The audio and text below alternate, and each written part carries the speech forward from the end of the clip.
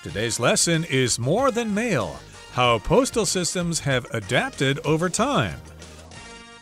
Hi, everybody. I'm Roger. And I'm Mike. And again, we're going to talk about the history of postal systems in the world. Last time we told you about some ancient systems in Egypt and also in Persia, Rome, and China. We also talked about the fact that the Mongols took communication to another level with that big network of theirs, riding horses over huge distances, and they had those relay stations. And then, of course, we also talked about the Royal Mail opening in 1635 in England, and that's when we started using stamps, and they had the flat-rate penny post system, and, of course, it was affordable to your average Joe. There you go. Today, though, we're going to be talking a bit more about that second part of our title there, how they've adapted and changed over time. So modern postal systems and how they differ, how they're kind of unique and interesting. These days, all around the world, we'll be going to one place where the post office can be a cafe where you can just sort of hang out and relax. There's another country where the post office makes sure that old people who might live alone are healthy, safe, and happy. And a third country much closer to us here in Taiwan where you can even maybe buy your fruit and vegetables at the post office. Wouldn't that be convenient? Interesting. Send a postcard and go home with a bag of rice and some fresh tomatoes. What country is that? Well, stay tuned. We're going to find out all about it in our article starting now. In recent years, the postal landscape has changed significantly. After peaking at 213 billion items delivered in 2006, the overall yearly volume of U.S. mail has dropped by nearly half as more people choose to communicate online. At the same time, the growth in e-commerce has led to an increase in parcel deliveries. Some national postal services have used this package boom to offset mail losses with delivery fees. Others haven't fared so well, like the Royal Mail, which was privatized in 2013. 大家好，第一部分介绍名词 landscape， 指活动、产业或是情势等特定领域、局势或是样貌。例如 Technology is transforming the business landscape at a rapid pace. 科技正以惊人的速度改变商业样貌。或者 The landscape of higher education is evolving with online learning. 随着线上学习的发展，高等教育的样貌正在改变。下一个看到名词 e-commerce， 意思是电子商务。例如 Many small businesses use e-commerce platforms to reach global customers. 许多小型企业透过电子商务平台接触全球顾客。接下来看到名词 boom， 表示数量或活动激增，也可以是经济或是产业等繁荣或是快速成长。例如 There has been a boom in online learning platforms over the past few years. 过去几年来，线上学习平台出现了激增。或是 Tourism saw a sudden boom after the country relaxed its visa policy. 该国放宽签证政策后，旅游业迅速繁荣起来。再来看到动词 offset， 它的意思是弥补或是抵消。例如 The couple offset the cost of their new home by renting several rooms to students. 那对情侣将新屋的数间房间租给学生来补贴他们购买新房子的费用。下一个介绍动词 privatize， 指使私有化或是将点点点民营化。例如 Privatizing public services is a radical organizational change that offers benefits as well as disadvantages. 公共服务私有化是一种彻底的组织变革，既有好处也有坏处。或是The country privatized its utility companies. 该国将其公用事业公司私有化。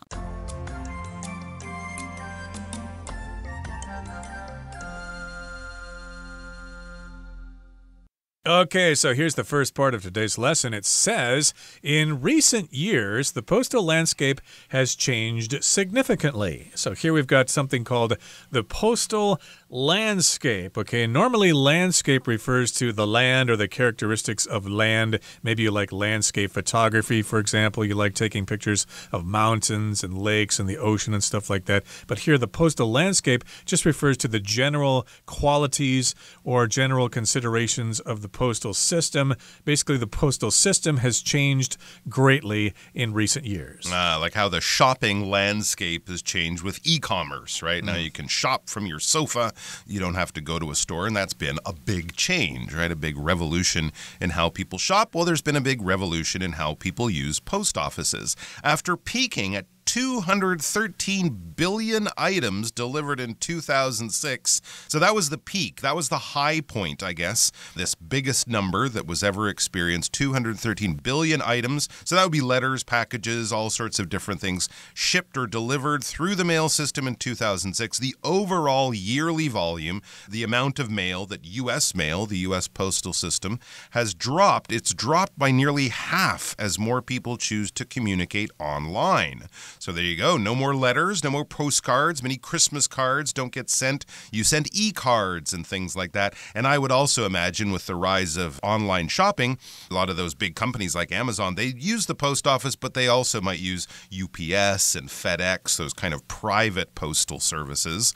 So yes, that was the peak back in 2006, but fewer and fewer letters and packages every year are sent through the U.S. mail, and I'm sure in many other countries they've seen a similar decline. It says at the same time, though, so as the number of parcels and packages being shipped around has gone down, the growth in e-commerce has led to an increase in parcel deliveries. Oh, so maybe fewer letters are being sent, but more packages are being sent. More emails are being sent instead of letters, but more packages are being sent because of all those people shopping from home.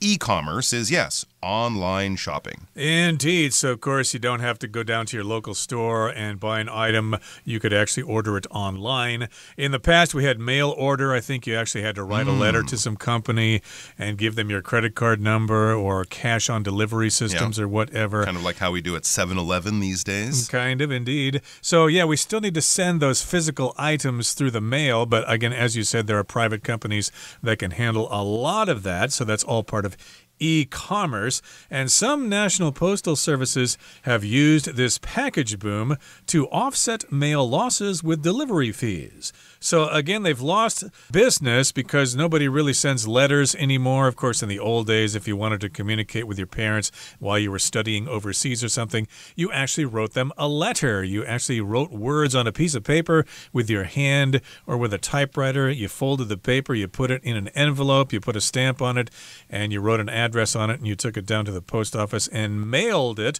And nowadays, of course, you can do that in, 1/100th of the time by sending an email. But of course, they are losing money as a result of that, so they offset that, or they compensate for that loss by having this increase in packages. There's a package boom. A boom is a sudden increase of something, so of course people are sending more packages nowadays than they used to, and that will offset or balance the mail losses with delivery fees. So they're not losing money, they're actually gaining money in one way, but losing it in another, so things even out. I guess the thing is, it's bad for the mail carriers because there are more packages in their bag and fewer letters, so maybe their backs hurt a little bit more. But hey, at least they still have jobs because other postal services haven't done as well. America is still a very big country, and a lot of people like e-commerce, so there are a lot of packages moving around. But in smaller countries with smaller populations, it's a little harder. It says others haven't fared so well.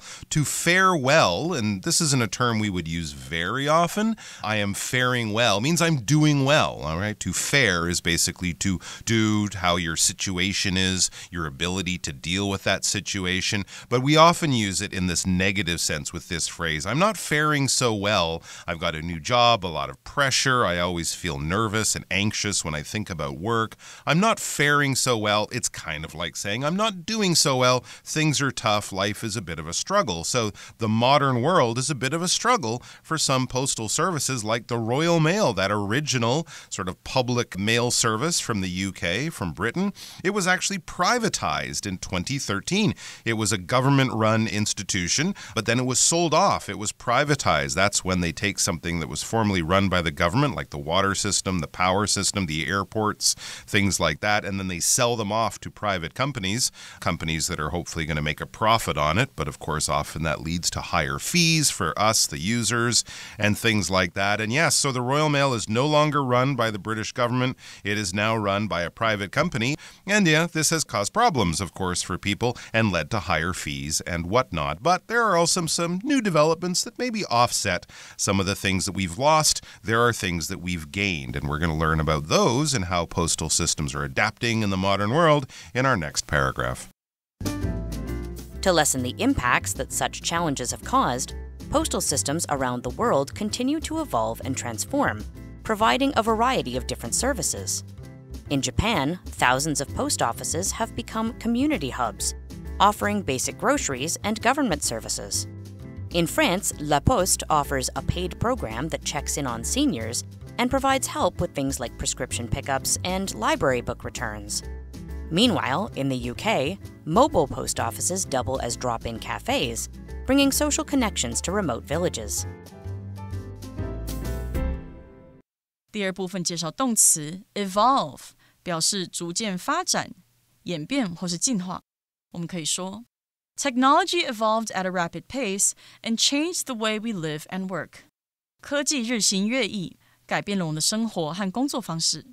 又或者说Computer technology continues to evolve quickly, driving innovation and transforming various aspects of modern life. 电脑技术不断迅速发展，推动创新和改变现代生活的各个面向。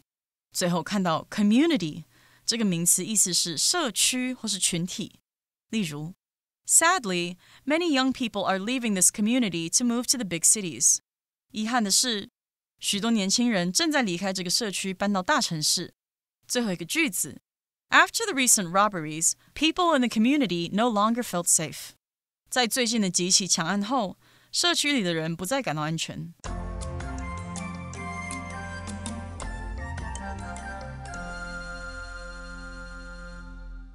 Okay, we're in the second paragraph of today's lesson, so it begins by saying, to lessen the impacts that such challenges have caused, postal systems around the world continue to evolve and transform, providing a variety of different services. So, of course, they've got the influence from the changes in the nature of the postal system. Of course, fewer people send things through the mail, although they send more packages, but still these changes are having effect on postal systems. They're losing money and they have to sort of adapt to the new realities. So we want to lessen the impacts of these challenges. To lessen something just means to lower the amount of something. We don't want this to be so influential. We want it to be not as strong. We want to lessen the impact of these challenges. And so in order to lessen the bad influence that these changes have made, they're continuing to evolve and transform. So if you evolve, you just change from an earlier form to a later form. Of course, we've got evolution. In science, of course, like, humans and apes evolved from the same ancestor. And so here, of course, the postal systems just change. They adapt to current situations. I don't really see that happening so much with the local postal system. I think they still offer mail systems and letters and packages and stuff like that. But they've always had the bank services with the post office. I don't see like any cafes in local post offices, at least not yet. So they've changed, they've evolved, they've adapted into the new reality, and they're providing a variety of different services. So they sort of branched out. It's not just a place to take your letters and packages. They do all sorts of things. Let's look at some of the things you can find in different post offices around the world. We're starting here to Taiwan and Japan. It says in Japan, thousands of post offices have become community hubs. A community is just a place where people live together. So it could be a little village in a farming area. It could be a small town. It could be a huge city, or even the neighborhoods within a huge city. These are also communities.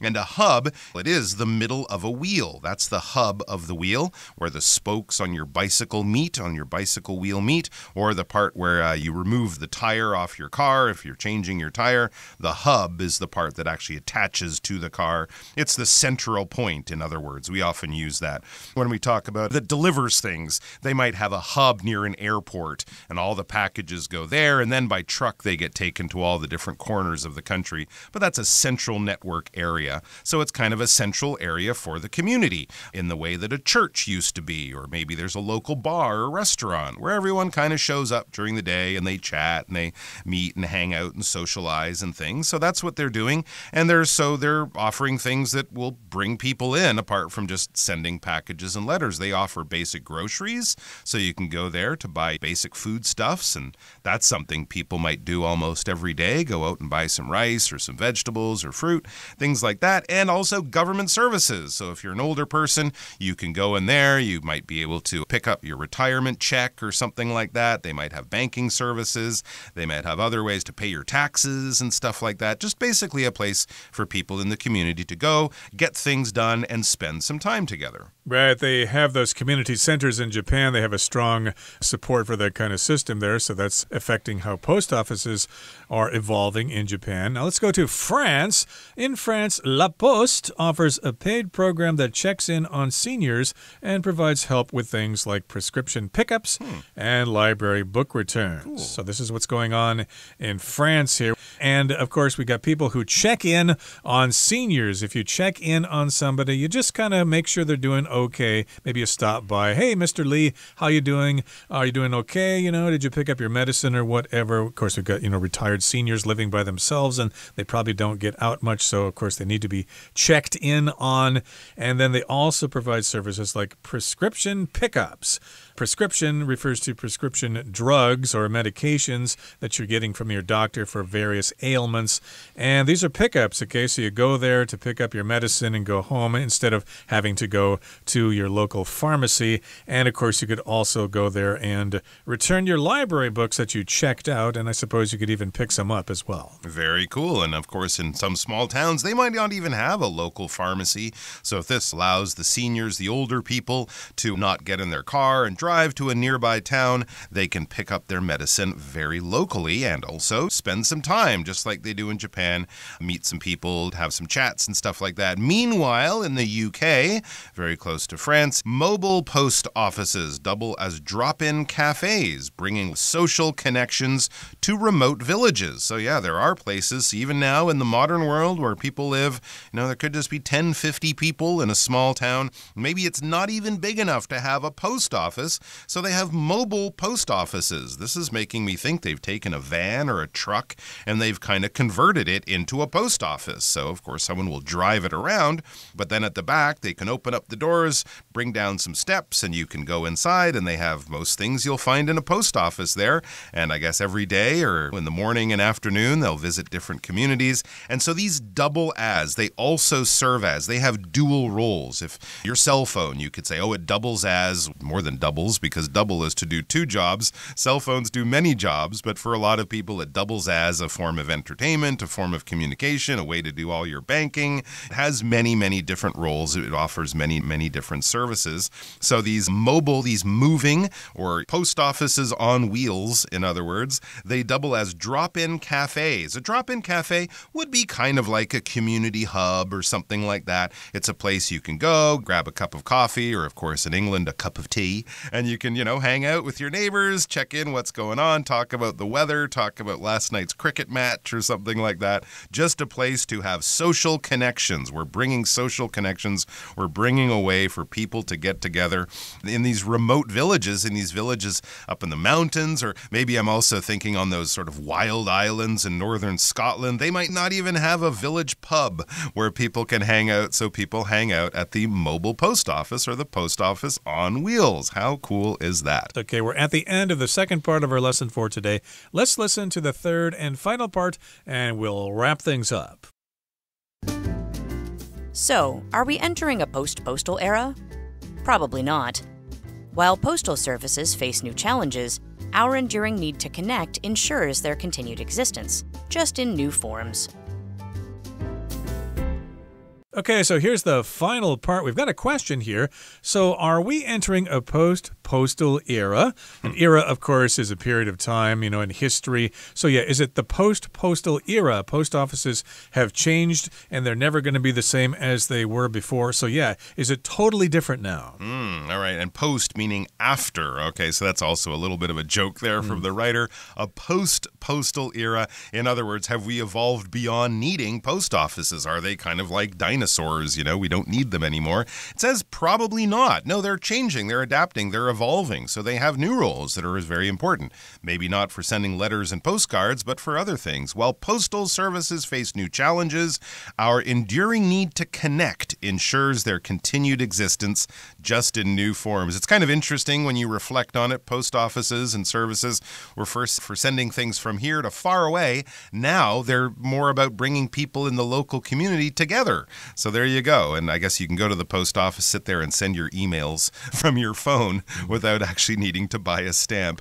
But they are a sort of a testament. They're a proof of our enduring need, our long-term and permanent need. This is something that people have always needed, whether we're sending messages down the Nile in ancient Egypt or meeting people and connecting and communicating face-to-face in a post office cafe. But it shows our enduring, our permanent, our long-lasting need to connect. And this will probably ensure or guarantee the continued existence of post offices, as it says, just in new forms. Okay, that brings us to the end of our discussion for today. Here comes Hanny.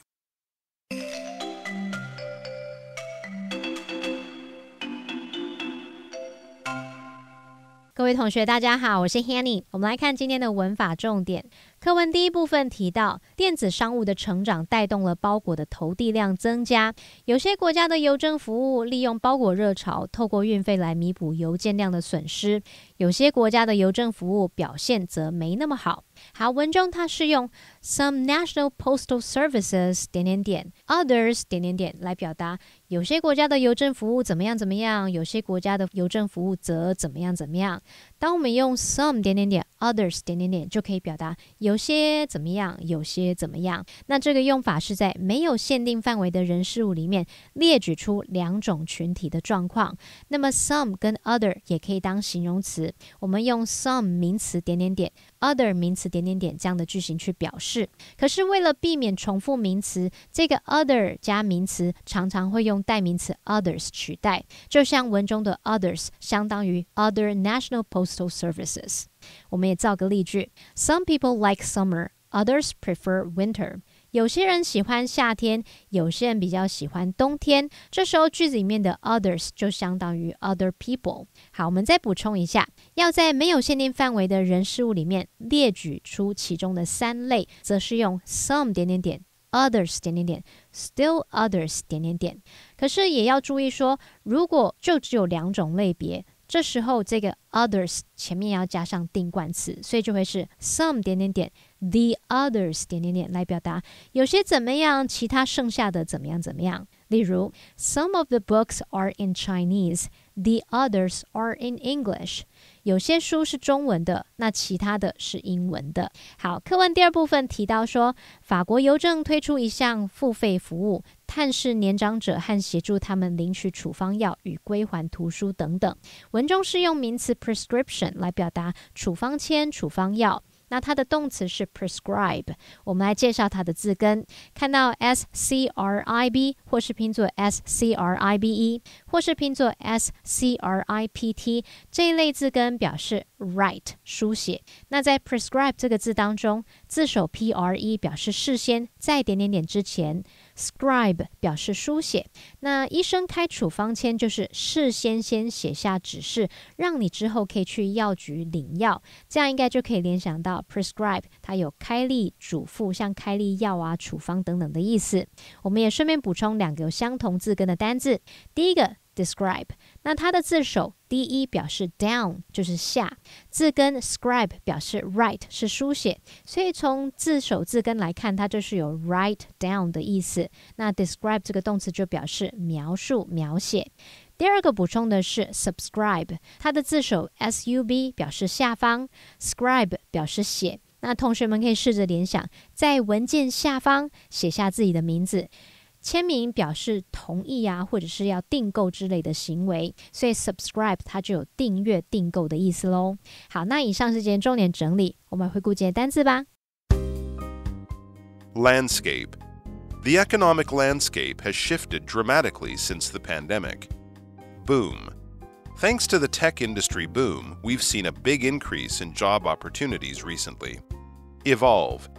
The artist's style has evolved considerably over the course of his career. Community. Tracy volunteers at a senior center that supports senior citizens in the local community. Prescription. You will need to get a prescription from your doctor to buy this medicine. Pickup. Please be waiting at the hotel's lobby at your scheduled pickup time.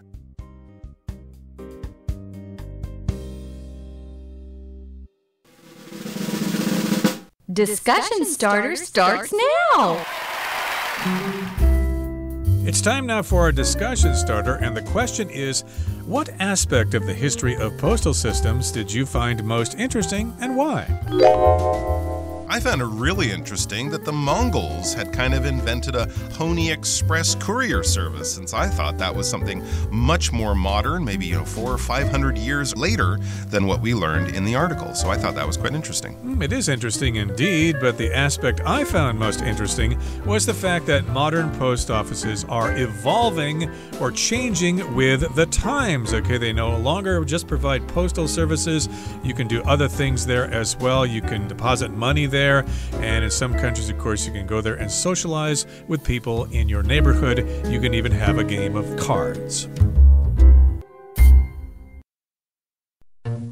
Well, that brings us to the end of another edition of our program, and please make sure you join us again next time. From all of us here, I am Roger. I am Mike. See you next time.